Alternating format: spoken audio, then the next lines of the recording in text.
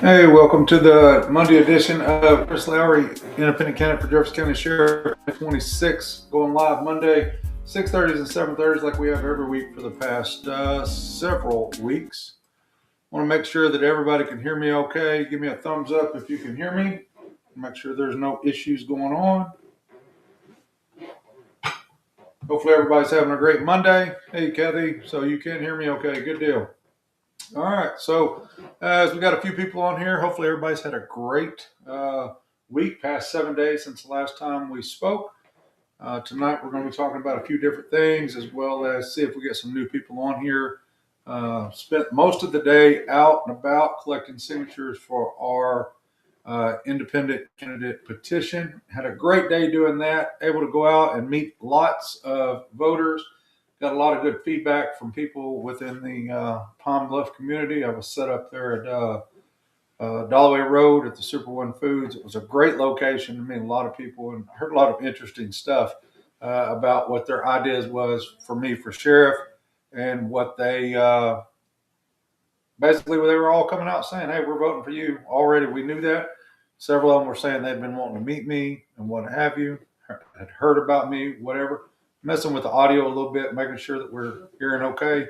Sounds like everything's good. I'm getting some thumbs up there. So anyway, that's what I did most of today. Was able to get a lot of signatures out there and meet a lot of the constituents and understand their perspectives, what they were looking for in the next sheriff of Jefferson County. Hear some of their complaints or issues that they've had within the Jefferson County government, and just hear their thoughts specifically on how we could do a better government for them, with at the local level, the county level, and want everybody to think about what tonight we'll talk a little bit about what's coming up. We do have the primary coming up. That's a Democrat primary. Primarily, there is a Republican primary as well. I'll explain it all to you. And again, why my name is not on the ballot. So, Kathy says, explain the petition. So, we'll start out by doing that, as I've tried to do multiple times. And as long as everybody is bearing with me, I'll do my best to explain that situation. So, when we run for office, when anybody runs for office, you kind of have three choices. You can run for a party. So, you could run Republican, or you could run Democrat, or you can run independent, which is the way that I have chosen to run. My belief in that is strictly based on I do not believe that partisan politics, party politics, should have a role to play within the position of sheriff, the elected official of sheriff. I do not think that that it is applicable. The sheriff is the top law enforcement official for the county. They enforce laws, run the jail, civil process, and security for the courts. What does that have to do with whether you're a Republican or a Democrat? I don't like that. I don't think it's set up correctly. That's just my opinion. The other two legs of the judicial portion of that, of the law enforcement portion of that, would be your prosecutors and then your judges. Those are set up in a nonpartisanship. So why is the sheriff's not, right? So your police chiefs, so your municipalities, they're not declaring Republican or Democrat. So why is the sheriff, right? So that's an interesting question that I am researching into. I have found a lot of information out about that, some things that has transpired over the history, specifically in the past 20 years as it relates to the state of Arkansas, and what they've tried to do. And I'm tell you a little bit more about what I plan on doing. But anyway, as an independent, so you can run as a Republican, or you can run as a Democrat, or you can run as an independent. Republicans, Democrats pay a fee in relation to their party's fee to be able to run for their specific office. And as an independent, you are allowed to run, but you do have to collect 10% of the voting populace signatures on a petition to place you on the general election. That 10% is based off of the last, I believe it's the presidential election, could have been the governor election. But anyway, 10% of that voting populace in the last election. So we're looking at over 600 signatures for us. I have a personal goal to do 1,000. We're well on our way there. We've collected multiple hundreds of those, and we're doing really well at that. and it does not seem to be a feat that's going to be tough to accomplish, just on the simple fact that citizens in Jefferson County are wanting change, and they know that if nothing else, part of the process is to allow someone like myself who is wanting to run as an independent candidate should be allowed to be on the ballot for sure. So anyway, that's what I did most of today. It was a great day. Went out to Lucky's Cafe, great breakfast. I will encourage you, if you've never been there, stop by Lucky's Cafe at 5th and Convention.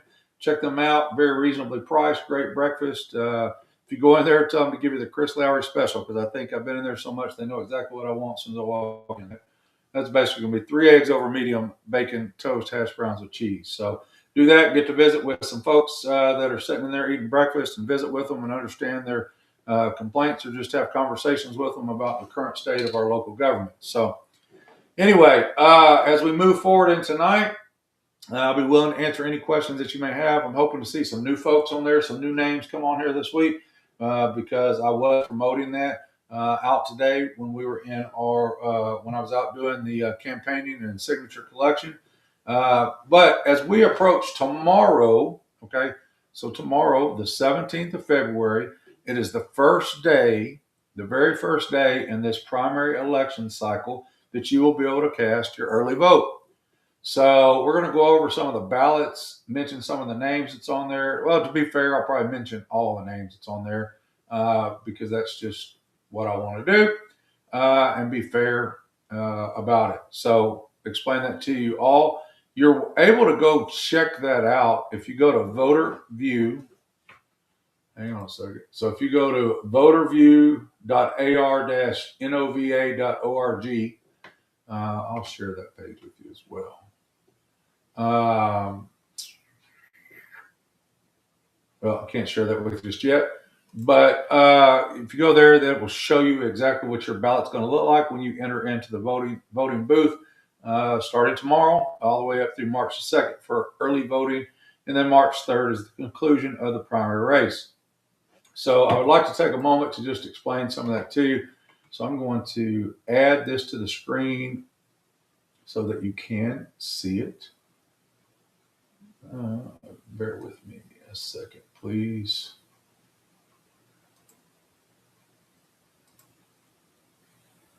There we go. So if you look at that, I would like to know if y'all can see that okay on your phones. Let me see if I can make that any bigger for you. This is the official ballot for the Democratic preferential primary and nonpartisan judicial election for Jefferson County, starting February 17th, going through March 3rd, 2026. Let's see if there's a way that I can. Anyway, hopefully y'all can see that okay. If you look down here, it's got your instructions up here in your top left-hand corner.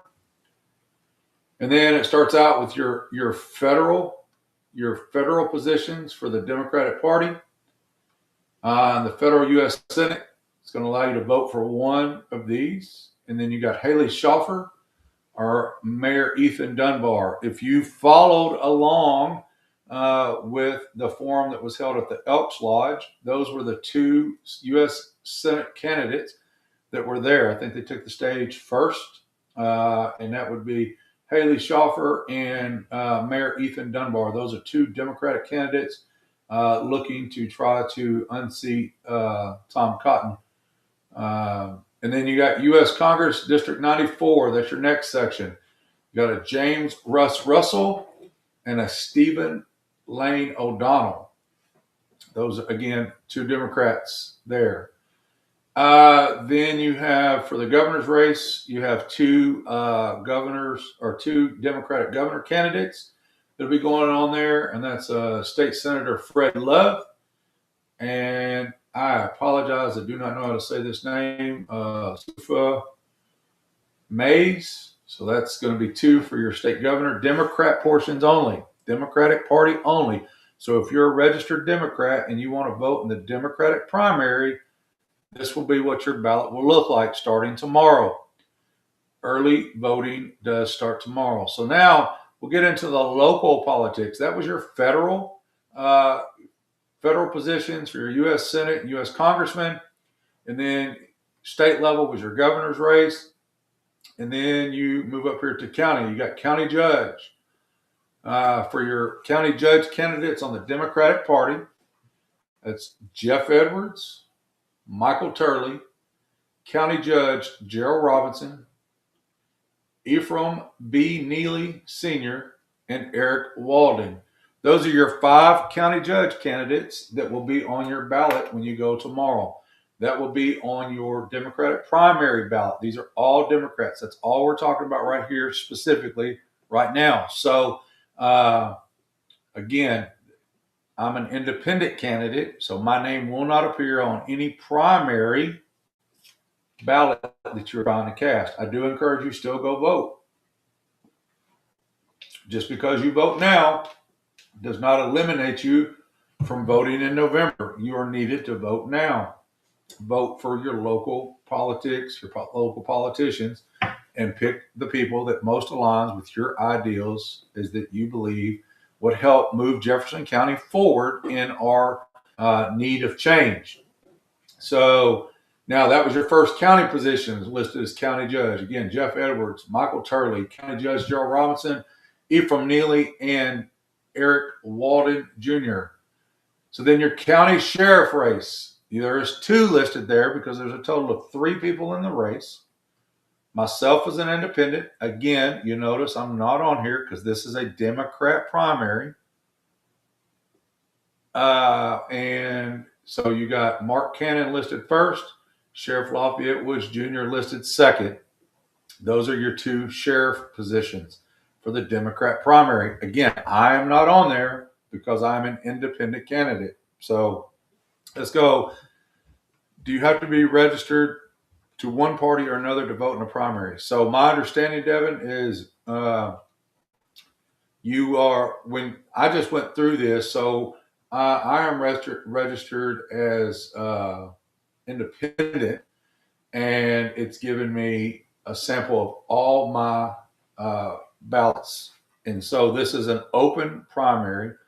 It's an open primary, which means, hey, Gina, it's an open primary. So what that means is when you go up there, you're going to request, I want the Democratic ballot, I want the nonpartisan ballot, or I want the Republican ballot. So my understanding is it's an open race or an open primary. So yes, you'll be able to pick one or the other, but you can't do both, right? So we'll get into the Republican one here in a minute if that's something you decide to do or anybody decides to do. So again, county sheriff, you have those 2 individuals on there. I'm not on there because I'm an independent. Remember that, folks. I will be on the general election. The analogy that seems to be sticking with people the most is that I have essentially made it to the Super Bowl already. The other 2 guys are in the playoff. The winner of those 2 guys will go against me to face me in the Super Bowl or the general election, however you want to look at that. And then it'll be me against whoever wins in this primary. So your next county race is your county clerk. You'll vote for one of them. You got Rosetta Giddens or the current county clerk, Shawanda Taggart. Again, you have those 2 individuals going for the county clerk position. If you go up and vote in the Democrat primary, you'll be able to make your choice there. Then you have the county circuit clerk. Have the county circuit clerk. You have Barbara Collins and Connie Compton. So those are the 2 people for the county circuit clerk. Then you have the county assessor. County assessor is Bruce White Jr. And then you have assessor Gloria Tillman. That is going to be who your current assessor is, and she's being challenged by Bruce White Jr. So those are your 2 county assessor positions. Then you have the county coroner, which is going to be your current coroner, which is Chad Kelly, and then Jamal Gordon.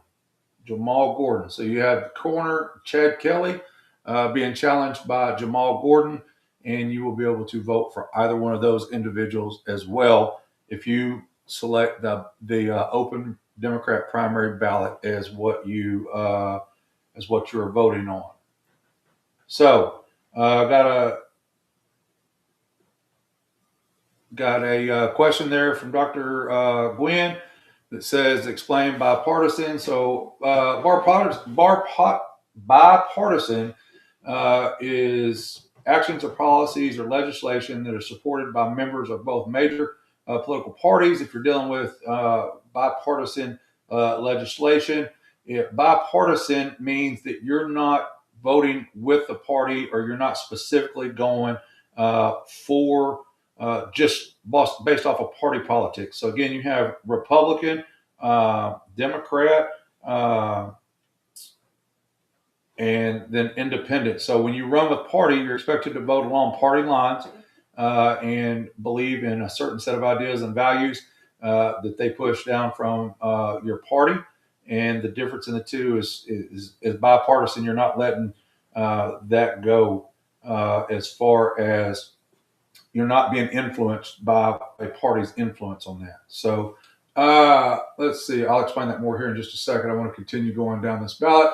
So then you have unopposed candidates. I'm not real happy with the way that looks. When the last time I was in the voting booth, which was a couple of years ago, unopposed candidates, you either vote for them or you vote against them.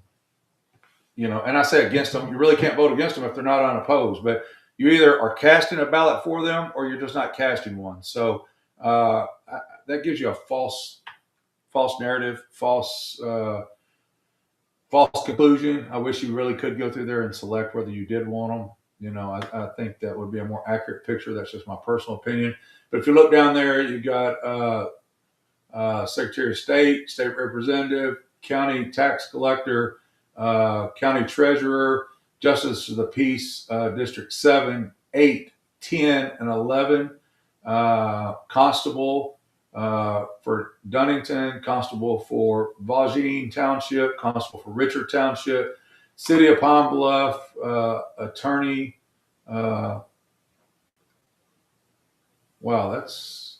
Oh, okay, I guess because she's running as a Democrat. So I knew there was another city attorney on there, but I guess she's running as independent as well. So anyway, I'm sorry, I got confused on that for a moment.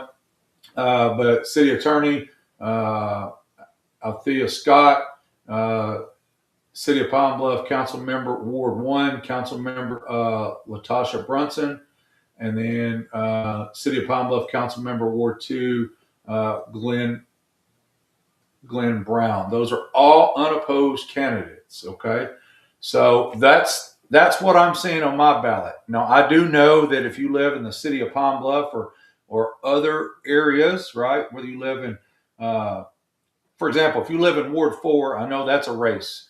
I know there's two people running for that office there, Stephen Mays for the 4th Ward Alderman, and Nathaniel Baker are running for that position as well. So this is just my ballot that you guys are looking on, but this is an example of what you would be seeing. And then we'll move on down to the nonpartisan judicial general election. So this is the general election for these nonpartisan races, and that's going to be your state Supreme Court, Associate Justice Position 3, Arkansas Supreme Court Justice Nick Bronny being challenged by John Adams. And then here's the other one that really applies to us. It's the nonpartisan prosecuting attorney, District 11 West. So you'll vote for one of these. You have Karis Manning Center, Murcha King, Evelyn Moorhead, and Joe West. And then I'll scroll down, and for my specific ballot, because of my location of my residence, I will have the Whitehall School District, number 27 of Jefferson County, 42.1 meal school tax. Vote for the tax or against the tax. Looks like that's all that will be on my ballot. So I would like to go back over that for just a minute.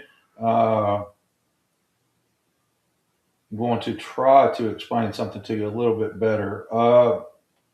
So bipartisan and independent are terms that are often used in political discussions, but they refer to different concepts related to party affiliation and governance, right? So if you want to break it down, it refers to a cooperation and agreement between two major political parties, typically in a two-party system, like Democrats or Republicans. You can collaborate, you can compromise, and that's what you hear them talk about at the federal level when they say it was a bipartisan, where they put party politics aside and move forward with passing legislation for the greater good. Hence, a lot of times that's why we end up having like a government shutdown, because neither party is given one way or the other. So, as an independent, it refers to individuals who do not align with any political party, and that's what I'm doing. So I don't have an affiliation with Democrats or Republicans. I'm not guided by their values or any influence financially or otherwise. And so that allows me to represent a broader range of political beliefs and voting behavior.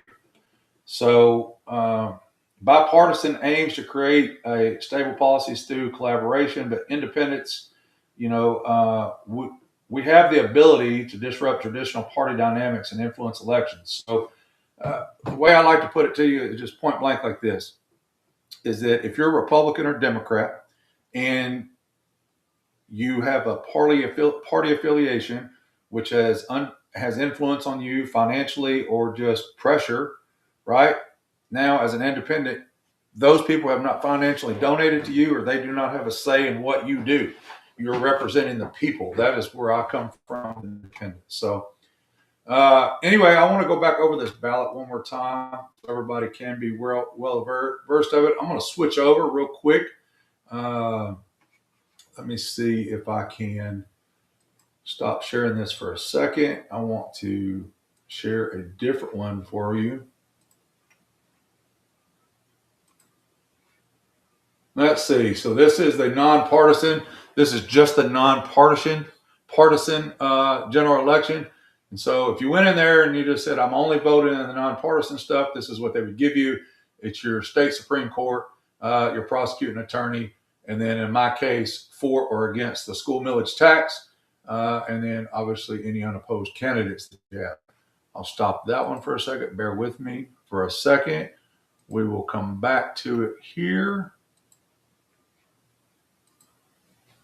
All right, so this is, stand by, I hit the wrong thing. So,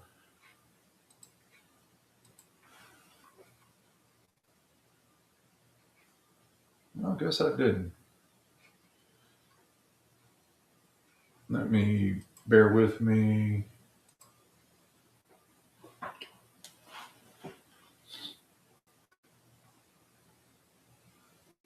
All right, so share this one with you. All right, so this is the Republican preferential primary and nonpartisan judicial general election. So you got on the federal side, here's where the differences really apply. Or if you're voting in the Republican primary, you'll vote for, you got one of three. You got Senator Tom Cotton, who is running for re-election, being challenged by Micah Ashby and Jeb Little. Secretary of State, you have Brian Norris, Senator Kim Hammer, and Judge Kathy Hardin Harrison. Then you have Land Commissioner, where the current Secretary of State is vacating that office at the end of this term and running for Commissioner of State Lands. So that's the Secretary of State Cole Jester, and then Kristen Olson. And then unopposed candidates, that's all of these right here for U.S. Congress. Governor Sanders Huckabee Sanders, Leslie Rutledge for Lieutenant Governor, Attorney General Tim Griffith, State Treasurer. All of those are Republicans. Justice of the Peace, Roy Agee, Conley Byrd, Jerry Lawrence, Ted Hardin. Then you have the Republican Constable Victorino, who's currently serving, I believe, still as a constable, but he's currently serving as a special appointee to the JP district that he was appointed to once Mr. Holcomb resigned. And then you got Constable of Niven Township, Eric Shelton.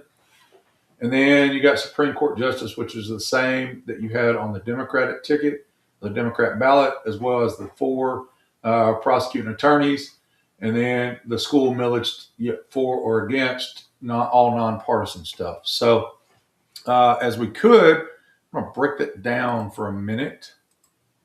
Let me come back on the screen for you. So let's see if I missed any questions here. You have to vote for all or none. I hate that. So, Kim, I guess what you're talking about on the unopposed. So, yeah, I agree. I didn't realize it was that way until a few years back. If they're unopposed and you vote for them, I think it gives a false sense to even them that they received all these votes. So, yeah, I mean, if they're unopposed, they're not going to lose the position. But I really wish you could go down the list and select whether you were going to vote for them, if you want to cast your vote for them or not, because they need to know, are they in office because they actually won and the people want them there, or are they there because no one else decided to challenge for that position? I think the best way to do that is be able to cast the votes. So anyway, let's see, Kathy. Yes, would I encourage people to vote in the primary, even though I'm not on the ballot? Absolutely. So I believe in voting as often as you can. Your voice does matter. It does not matter if you're Republican. It does not matter if you're Democrat. It does not matter if you're independent. But go out and vote. Go out and get your ballot, right, and then cast your vote for everybody on that list who you believe has the best ideas to move us forward as a city, county, state, federal. I encourage you to do that. And just because you vote for that person in the primary does not mean that's who you're voting for in the general election. I'll give you an example. So, you got 2 sheriff candidates on the Democratic ticket, none on the Republican. So if you want to go out and vote, you can vote for who you think, should I not be able to win, who you think would be the next best sheriff in Jefferson County. But then when it comes to the general election, I sure hope that I'm going to earn your vote and you put me in there. So, hey, Beverly, good evening.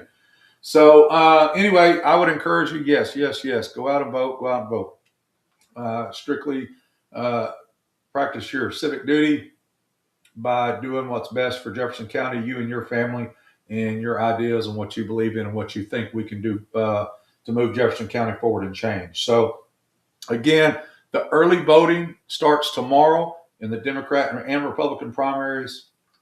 So I do encourage you to do that. It's the preferential primary. You get to go in. It's an open primary, to my understanding. You'll be able to go in and lay claim to which primary you want to vote for. So, but I do want to be clear that if you go in and you select a Democrat primary ballot, but you're a Republican, you're not going to get to vote on the Republican side for the U.S. Senate position or the Secretary of State's position. You will only vote on the Democrat side, right? So that's what I like to say. But now when it comes to the general election, every candidate, that's what I'll be on, every candidate will be on there. Your independents, you have 1 Republican, 1 Democrat, and all independents on there as well. It'll still be the same as far as any unopposed. If there happens to be any on there, you either cast it for them or not. But that's what our ballots look like. I thought that was a great conversation to have tonight, which leads me to revert back to, I want to explain yet again, if I can, in case somebody's missed it. The reason why you're not seeing me on the ballot for this is because this is a preferential primary election. So as an independent, I do not have a preferred primary, right? So that's just letting the citizens know of a nonpartisan person that's going to be running. I'll be on the general election. I'm currently collecting my signatures to do that. I've done every step in the process so far, right? Which is file your political practice pledge, your financial obligations. Done everything, my proof of residency, campaigning, and then starting 2 weeks ago from today, it's the first time you were legal to collect signatures of registered voters within Jefferson County. We've done a phenomenal job at that so far. I still need some more. So if you've not signed our petition to have me placed on the ballot, come by 6523 Dalloway Road. Call me on my cell phone, 870-556-0330. Shoot me a message on Facebook. what have you, we will make it available for you to put your signature on there. One, I need it. Two, your signature is valuable, and I love your support. So we will make that happen. I don't see any reason why we're not going to get to the goal of 1,000 signatures, but I do want to get every one of them as soon as possible, so we know that there's no issues going forward. They did tell me that it was 550 signatures. I keep saying 600, but if you're familiar with Jefferson County politics, you want to cross every T and dot every I, and not have any room for some extra scrutiny to be challenged against the number of signatures that you have. So we're doing our darndest to validate each one of these by going through voter view and comparing that to our list that is allowed to sign it. But if they are telling me 550 and I get over 1,000, then I think we should be covered for any shenanigans that might take place. So general election means you can vote for whoever you choose, regardless of the party. Correct? Yes, absolutely. So if you look at that ballot, Kathy, let me show that back up there. All right. So if you look at this ballot right here on the left, it says federal, and this says Micah Ashby, Jeb Little, and Senator Tom Cotton. But for purposes of explaining this, in the general election, this would still say U.S. Senate. But let's say it would say Tom Cotton, because I feel like he's probably going to be the nominee. And then whoever the Democrat challenger would be, which is probably, I say Haley Schaffer. I'm not making a real prediction, but it would say Tom Cotton right here, Haley Schaffer right here, and then any independents. So we'll go right over here. So let me do this. Let me add this back up.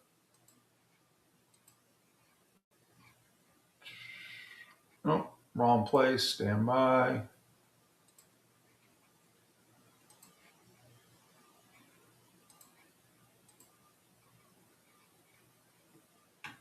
All right. So in the general election, it will look the same as this, except for it will, under county sheriff, it will have Mark Cannon or Lafayette Woods Jr. One of those names will only appear, and then my name will appear right above that or below that, depending on positioning of the ballot. So it'll have a D beside one of their names, letting them know they're Democrat, and then I'll have an I for independent beside mine. I believe that's how they will show that. But that's the names that'll be on there. So yes, the general election means you can vote for whoever you choose, regardless of their party. Correct. That is absolutely correct. So thank you for that question. I want to be very clear about that. There's been a lot of confusion, a lot of questions, a lot of information being passed. So I want to make sure that people understand that. I appreciate that question so much. Let me make sure everything is looking right on here. I'm pulling up I want to look at how you are seeing it as well. Make sure that people understand that. All right. So anyway, today has been a wonderful day. Ever since last Monday when I spoke to you guys live, we've attended. We had the forum, the Divine Nine forum was attended on Thursday evening, and then Tuesday we had the Chamber Alliance meet and greet, which was great opportunities for me to meet with several constituents and get my name out there at the Divine Nine forum. I gained a lot of information from listening to the few questions that were able to be answered by the candidates that were on stage. If you watch that, it was put on by the Divine Nine, and it was broadcast on Facebook Live through the Heat Magazine and the Pine Bluff Commercial. There wasn't a lot of time to answer questions, I would say. I think they were running about an hour and a half. A lot of candidates up there, and by the time each person was given their time to answer, it seemed like there wasn't a lot of conversation happening. There wasn't a lot of questions or explanation of what they would do. The few questions that was asked, they did give some answers. I call them unanswered, but I don't know that I really got to know a lot about each and every candidate that was up there. But I did learn some things, which was very valuable to me. So I appreciated the Divine Nine for putting that on. And then at the Chamber Alliance meet and greet, it was a great opportunity. Every candidate was afforded the opportunity to be there. from school boards to JPs to sheriffs, city council, county judges, assessors, county clerks, all those were there. I think there was 27, 28, something like that, different candidates there representing themselves and what they're going to be looking for moving forward within Jefferson County politics and trying to speak with people about the change that they could be doing and bringing into the county. So I thought that was a very unique place to be. There is another one on the 19th. Last time I checked, there was a conflict, which I'm not super happy about. They're on the 19th of February, so that's in a couple of days. I believe that's Thursday. There is a small business expo to meet the candidates at the Reynolds Center, I believe is where that's at. I'll look it up here in a second and double check that for you. That had been put out for quite some time. That's the one I'll be attending. And yes, there was a county judge forum, debate, whatever, that was scheduled during the ice storm. They got canceled due to the road conditions. And I believe that has been rescheduled for the 19th as well. So there's a little bit of a conflict between two political arenas, political events happening on the same day, which I think is something that should be fixed as far as transparency goes. I believe that there should be a one-stop shop website, community board, what have you, to ensure that they don't do that, because it's not fair to the candidates to be able to be at both places, and it's not fair to the citizens to not be able to hear and ask the questions at the forum that they might be able to ask at the Small Business Expo. So I get it. I know it's tough to plan and make it right for everybody. I just wish there would have been a little bit better planning to make up for that judge's race. And it might have changed, but the last time I looked was on the 19th. I didn't pay a lot of attention to it, only because the county race, the county judge's race forum, I've heard those guys speak twice now, and it's more important for me to get out to a place where I can meet the people that are wanting to hear from me and what I bring to the table with being the next sheriff of Jefferson County. So that's where I'll be at. I'll be at the Small Business Expo. Let me double check that real quick so I can tell you for sure dates and times. So yes, it's the Small Business meet and greet that is going to be at 211 West 3rd, which I believe is the Reynolds Center. That's a small business meet and greet. It's meet the candidates. We'll be able to have our tables set up and come by, have a conversation, ask us questions, and just find out who you believe's ideas are mostly aligning with yours, so you can know where you cast your vote at. So something happened to my.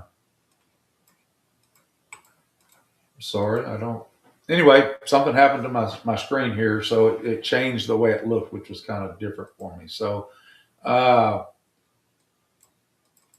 anyway, I invite you to come out on the 19th of February at the 211 West 3rd for that. And then you can catch I'm sure one of those broadcast media groups will be putting that county judges race live on Facebook, so that you can hear what they have to say. You can go back and listen to that after visiting with all the other candidates at the Small Business Expo this Thursday. So anyway, looks like I got a question there. Kathy says, are yard signs available? Yes. So I'll explain that. I've had yard signs for some time now. We do have them. I will give them out to anybody who is wanting them. That is not a problem at all. However, I do want you to understand that me running as an independent candidate means that I'm not in this primary race. So it's not been crucial for me to get signs out. There's probably 20 or 30 sprinkled about throughout Pine Bluff and Jefferson County. I think it's great if people want to put them out. I went out the other day and put a few out because some constituents had specifically asked me to come by and put one out, and I told them I would. I'm never going to tell nobody no. We want to do some advertising and support for Chris Lowery as your next sheriff of Jefferson County. If you'd like a sign, let me know. You can come by 6523 Dalloway Road. which is Diamond State Canine. It's mine and Devin Kellenhofer's private business. We can take care of your dog needs as well as give you a sign for the Vote for Chris Lowery campaign. However, those signs will only be up for a little while, and then the primary race will be over, and then you'll be obligated to pull them up and store them until the general election, which is when it's going to be vitally important for you to get my name and face out there and show your support so we can really get me into being the next sheriff of Jefferson County. So, yes, they are available, and I'm just holding off on doing a full-on blitz within the community with all of Jefferson County until the time is right. We'll just keep doing what we're doing. So if people want them, feel free to come on by $6523 road and get that checked out, and we'll get you one. Or shoot me a message, text message, or here on Facebook, and I'll gladly come by and put one out at your residence as soon as I have a moment and make that happen. So that has answered that question. Did anybody attend the expo or the forum last week? I believe, like I said, the expo was on Tuesday and the forum was on Thursday. I thought there was some interesting tidbits that I picked up. I will tell you that if you like my message, tough on crime, that's my number one goal, because I believe it's accountability. I believe that we need to be tougher on crime, that we need to hold people accountable for breaking the law and being a menace to society. I've explained that numerous times. Accountability does not mean that you go to jail. Accountability does not mean that you get a large fine. Accountability just means that you will minimally be spoke to, talked to, warned, cited, taken to jail, whatever that looks like based off the crime or the what you committed, right? So, what was that? Okay. Anyway, I would say the two next most important races are dealing with your county judge, and then I believe that your prosecutorial race is very important from my perspective to being tough on crime. So in case you don't know, I mean, I don't want to treat anybody like they know what way this works. But so as a law enforcement professional, we go out and we serve the community, and we have community policing, but we protect our community and we enforce laws that are governed by the state of Arkansas through the Arkansas Rules of Criminal Procedure, right? And there are laws that are passed and that we enforce those laws. When we determine that there has been a probable cause arrest, or more likely than not, right? That's probable cause, that a law violation has occurred, an arrest has been deemed necessary, the person arrested gets taken to jail. Under my administration, they will be held in the jail, fingerprinted, photograph taken, and booked in, guaranteed. I've been very clear about that, that our current situation does not always afford that people will be held accountable by held in jail. More likely than not, it seems like specifically for nonviolent crimes, they get turned away, unless it happens to be shoplifting. And for some reason, they seem to hold shoplifting, but they're not holding other crimes. I don't understand the method to their madness, or the method to their madness there, but that's what the current administration is doing. But anyway, neither here nor there. What I want to get to you about is, so as I move forward in my campaign, and I'm saying I'm tough on crime, and then under my administration, when we get you to jail, right, that's part of the accountability process. Then from there, the case goes to the prosecutor. That's your very next important race. You have 4 people running for the nonpartisan position of of Jefferson County prosecuting attorney. That's Karis Manning Center, Mercha King, Evelyn Moorhead, and Joe West. I've had conversations with 3 out of the 4 of them.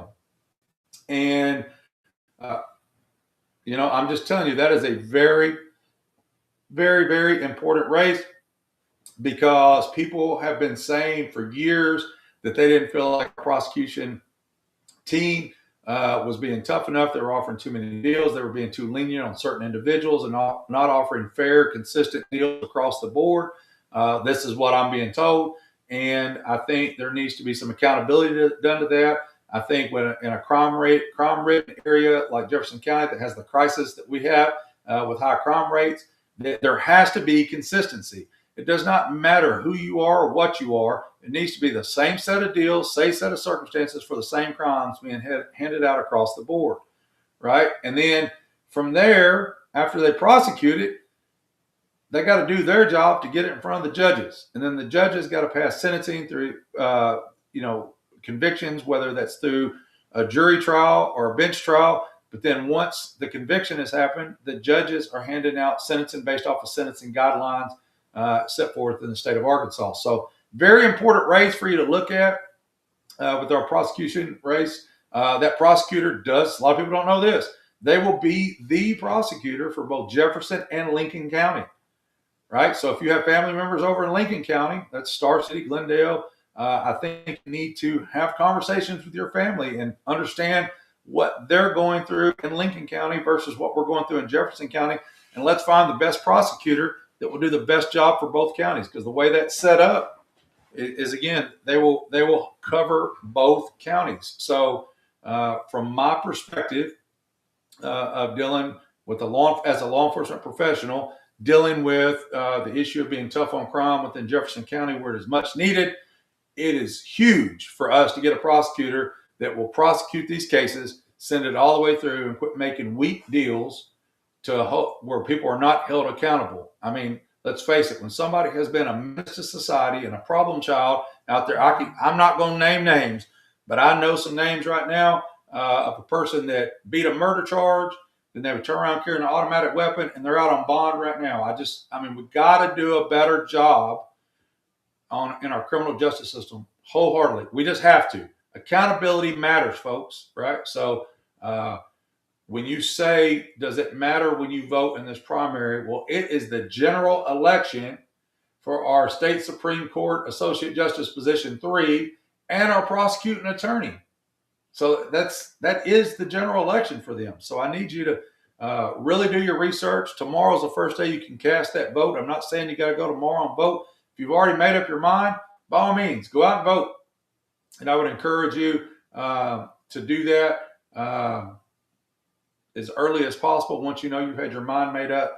But that and your county judges races are your two additionally very important. All of them are very important, but in my opinion, the most important ones are your prosecuting attorney, your sheriff's race, and your county judge. So the prosecution race is, again, their general election will be decided on March 3rd. So whoever wins that race will be the next prosecutor for Jefferson and Lincoln County, which is District 11 West. So your vote and your opinion does count in that. So, and then from there, if you vote in the Democrat primary, you have 5 candidates to vote for. If someone doesn't get 50% of that vote, then it will go into a runoff on the county judge's race. So that's going to be an interesting race to look at and see from that perspective. Yes, Faye, you are correct. Early voting starts tomorrow. They announced at the forum that those hours were 8 a.m., I think, to 6 p.m., but I know they open up at 8. So yeah, get on down to the courthouse, cast your early vote between the 17th of February through the 2nd of March, and then the general election at all your polling places will be open on March the 3rd. So the earlier the voting you get in, once you've had your decision made up, your mind made up on who you're voting for and what have you, I think you should go ahead and get that vote cast, because you never know. If you wait till the last minute, last day, something will happen. You'll get called away for an emergency or have car trouble or whatever, and you won't be able to make it if you go on, wait till March 3rd. So once you've had your mind made up, go ahead and go cast that vote. You can go right down to the Jefferson County Courthouse at the end of Main Street and get that cast and vote. So again, you can vote in the Democrat primary or the Republican primary, or just do the nonpartisan races. But I encourage you to vote in the one that you believe will change the trajectory of Jefferson County the most, right? So some very interesting races out there. I will throw the ballot up there one more time as we get ready to close down here shortly. All right, so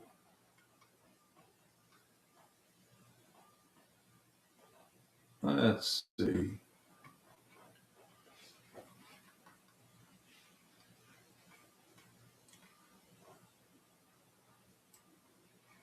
All All right, so this is the Democrat preferential primary. Again, that's where a majority of our race is being held at this time. So there are some Republicans on the U.S. Senate, U.S. Congress side, but a majority of your positions are being decided on this Democratic primary. Again, you got 5 people on the county judge races. Your nonpartisan is 4 people. I'm going to go, just to be fair, name those names again. On the county judge Democratic side, you have Jeff Edwards, Michael Turley, county judge Gerald Robinson, Ephraim Neely, and Eric Walden Jr. That's the Democratic side. There is one Republican candidate who is not being chosen by anybody, so he'll be going through to the general election. And that's a great man by the name of Colonel Nate Todd. I believe he is over Arkansas Department of Veterans Affairs right now. I've met him several times. Great individual. Looks like he has a lot of good things for Jefferson County. But he's not on any ballot right now due to him being an unopposed candidate on the Republican ticket. So I named off all the county judge ones. And then you look down at the general election for the prosecuting attorney, District 11. West, and that's going to be Karis Manning Center, Murcha King, Evelyn Moorhead, and Joe West. So you need to do some research on that and see who you would want to vote for each one of those positions. All right, let's see. Has the transparency increased with JCSO intake of inmates recently changed? Do we see more on Facebook? Is this because there are more intakes, or just making it public? So I think that's a great question, Kathy. From my perspective, I've had equal amounts turned away as I have had accepted. A lot of the ones I'm seeing on Facebook is out of an organization. I think the Facebook page is called Jailbirds or something. I'm not sure if the sheriff's office has something specifically to do with that or not, but there are people turned away. Just a couple of weeks ago, we had someone turned away that was turned away very, I would say, societal problem person. Love to steal, regular calls. As law enforcement professional, we deal with this individual on a regular basis. Their theft charge it was a felony charge due to prior convictions. And as soon as jail staff seen this individual, they said, nope, not taking that person. Even though that person, during the time that they were trying to be booked in, was attempting to introduce contraband into the jail. They still wouldn't do anything about it. And then 24 to 48 hours later, I had to deal with her because of she had not been taken in the day before. So, meaning if she had been in before, situation I dealt with her on, I wouldn't have to deal with her.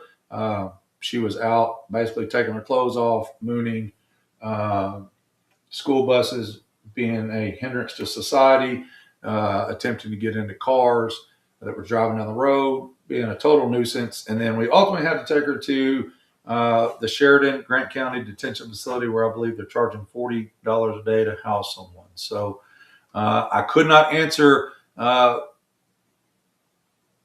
first part of that question is, has the transparency increased with JCSO intake of inmates recently changed? I would say their transparency ain't changed at all, because there's still information my team has been seeking that has not got an answer on. So I would say the transparency is not increased at all. As far as the intake of inmates, I would still say I don't know that it's changed one way or the other. I haven't seen an improvement in it. Let me put it that way. So,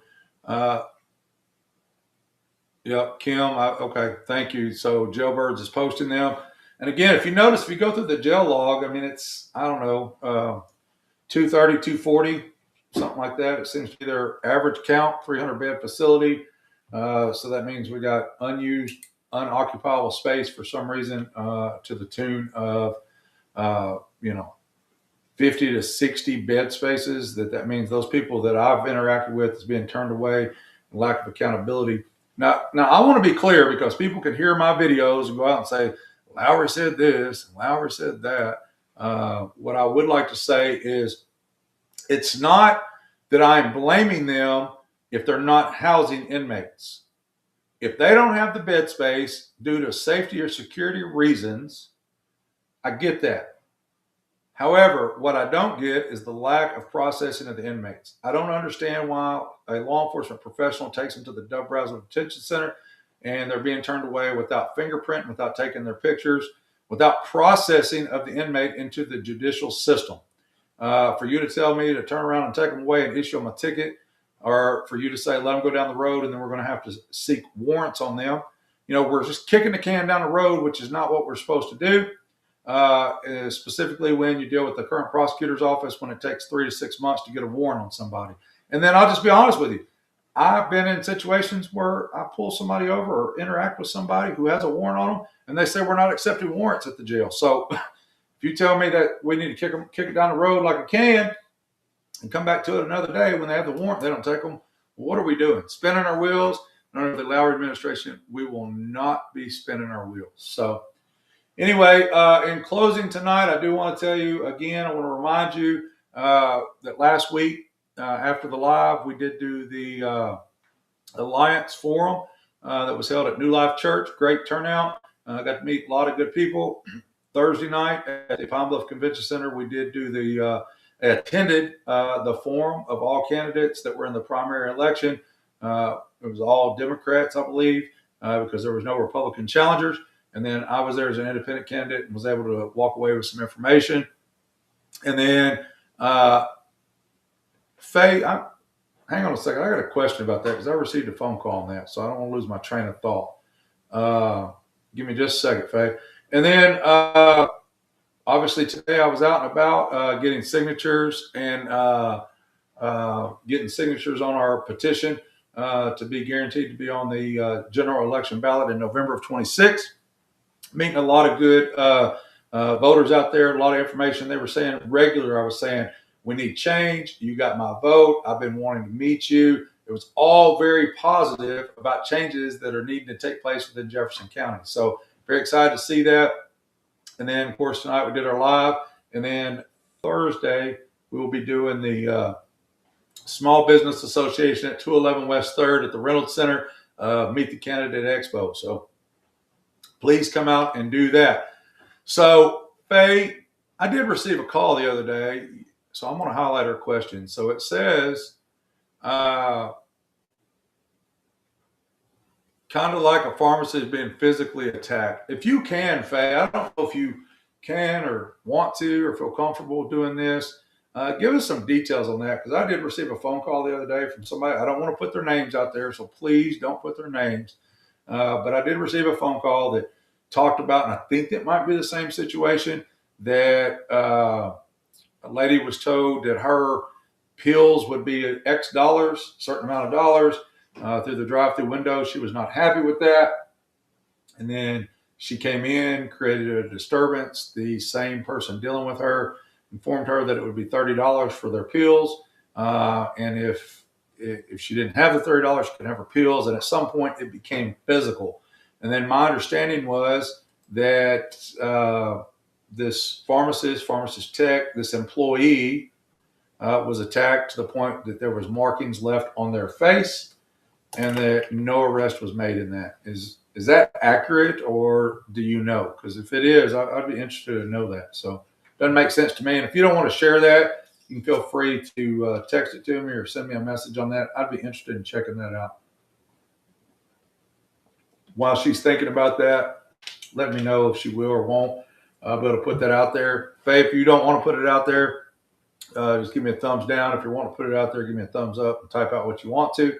But I would say this, that if people are being battered in the state of Arkansas and nothing's being done about it, I got a problem. You should have a problem. I don't care what agency deals with that. If a law was broke, there should have been some enforcement action. I don't know the details on this. Again, I was not there. I was not the professional that showed up, but I did receive this call the other day, and I'm only bringing it up because Faye Henderson is mentioning it as well. So I think it's the same incident. But Anywho, I just know that as your law enforcement professional, your law enforcement leader, as your next sheriff, as your department head for the Jefferson County Sheriff's Office, that accountability will be my number one priority for law breakers, law offenders, right? We cannot have a lawless society where pharmacists are getting beat up, where citizens are getting beat up, where they're getting attacked for doing their damn job. If that happened, shame on you. Shame on you, Mr. Criminal. Shame on you, Mr. Police Officer, that may or may not have handled that appropriately. Again, that's just what I'm being told. So hopefully it was handled properly. It was handled within the guidelines of Arkansas Rules of Criminal Procedure, fair, firm, consistent, and that this pharmacist, one, heals up, two, was given the information he or she needs to move forward with pressing those charges if an arrest was not made then. So, all right, let's see. It says, my highlighter comment there. It says, my pharmacist was attacked physically and she tried to escort out and the lady became combative and hurt her physically and emotionally. No one was arrested. My understanding is the person that did that was on scene when law enforcement arrived too. So, again, I'm not there. I don't want to put the department out there. I'm not going to put the officer out there. I'm just telling you that if someone was battered, I think there possibly was an arrestable law that was broken. I will break it down. I don't want to get too complicated on this. So in Arkansas, there are misdemeanors and felonies and unclassified misdemeanors, and then you have traffic violations. So felonious arrest can happen on probable cause. Misdemeanor arrest happen only if they occur in the officer's presence. However, there are statutes that cover healthcare workers. There's different levels of battery. There's different levels of what potentially sounds like could be a robbery in this situation. Again, not being there, but if a physical attack occurred and goods were trying to be taken, that would be the definition of robbery, or the threat of physical attack or harm in lieu of forgetting the goods would be robbery as well. So I would encourage that person. The person I spoke to the other day was not your pharmacist. It was somebody associated with that pharmacist. And I told them to demand speaking with a supervisor and have it explained at what should have happened or could have happened or why it happened. Again, I'm not going to sit here and say that any agency that responded to a call that I was not at, that I could tell you whether they acted appropriately or not. I would hope that they did. I hope that they handled themselves very professionally and acted within the guidelines of the law. But what I heard was very disturbing, that possibly something else could have occurred. So again, Faye, if you talk to your pharmacist, let them know that that's what I'm saying. They should do some follow-up through supervision within the department that responded. And as always, you can seek charges through city attorney if it's in a city, or the prosecuting attorney if it's in the county. So regardless of the location that it happened, you can do that, right? You can have them prosecuted from victim to suspect without the police's interference. So being a healthcare worker sucks when it comes to people being combative and hurting us and no one gets arrested. Kim, I 100% agree. There's a statute out there that governs police officers, healthcare workers, teachers. We have to do a better job at protecting our first responders, healthcare workers, when they're just out doing their job and they're getting battered or attacked. Yes, yes, yes, I agree. We have to do a better job, hold our prosecutors accountable if they're not wanting to press those charges. And it's not, I'm going to tell you right now, this is probably fixing to frustrate some law enforcement professionals that may follow me. But I hear this too often. We're not charging this because the prosecutors won't do anything with it. I call baloney. That's not your job. Your job is to charge them with the law violation that occurred, regardless if the prosecutors press charges or not. Yeah, I said it. It's not your job to decide what the prosecutors will or won't prosecute. That's why they're elected, and that's why they have deputy prosecutors that work underneath them. Your job is to follow the Arkansas Rules of Criminal Procedure, and if the law was broken, is to charge them accordingly, hold them accountable, let them get into that system, and then however the prosecutors handle it's how they handle it. But then you can at least pass the buck to them and demand answers from your elected prosecutor. that's enough about that. I get a little worked up about that because I hear that sometimes within my profession. Oh, the prosecutors aren't doing this, and the prosecutors aren't doing that. And again, baloney. That's not the way this is supposed to work. So, anywho, as we close out tonight, I do want to thank you few that stayed on here for the entire time. Hopefully it wasn't too boring of a Facebook Live for you. Hopefully it was educational for you. Remember, tomorrow starts early voting. Get out, vote. You can vote in any primaries. Vote in the one that is most likely going to influence what you need within Jefferson County. Okay? Your vote matters, ladies and gentlemen. Your vote counts. I promise you it does. I know we can get lost in the weeds when we look at big picture, presidential elections, U.S. Congress, state senators, what have you. But this is a local election. Your vote counts. Please get out tomorrow as soon as you can. Vote as soon as your mind's made up. Go vote. Again, county judge's race, county sheriff Democrat portion race, the county clerk's race, the county circuit clerk, the county assessor's race, the coroner. That's a race right now. It seems like. Get out. Current county coroner is Chad Kelly, and then you got your prosecuting attorney race. Like I told you,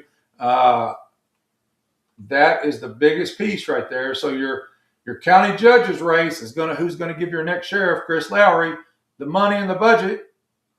Your prosecution is going to be who is going to prosecute the cases that I'm sending up to lower this crime rate by 50%.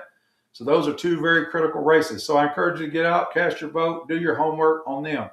So in the meantime, ladies and gentlemen, it's been my pleasure to listen to you, answer your questions, and give you some information.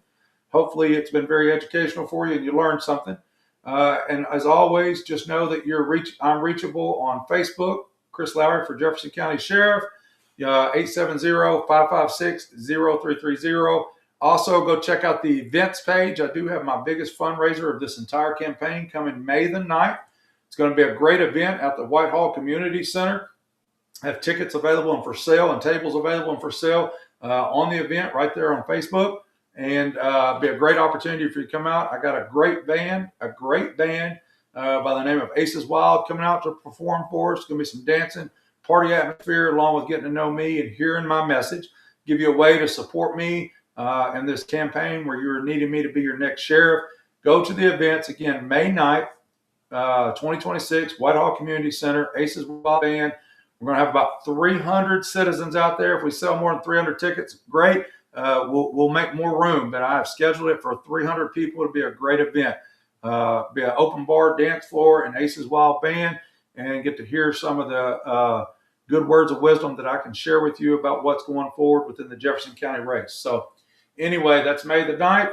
Thank you so much for listening to Chris Lowery for Jefferson County Sheriff's weekly Facebook Live. If you have any questions, again, reach out to me. I'll be glad to answer them at any time. And as always, remember, God bless Jefferson County.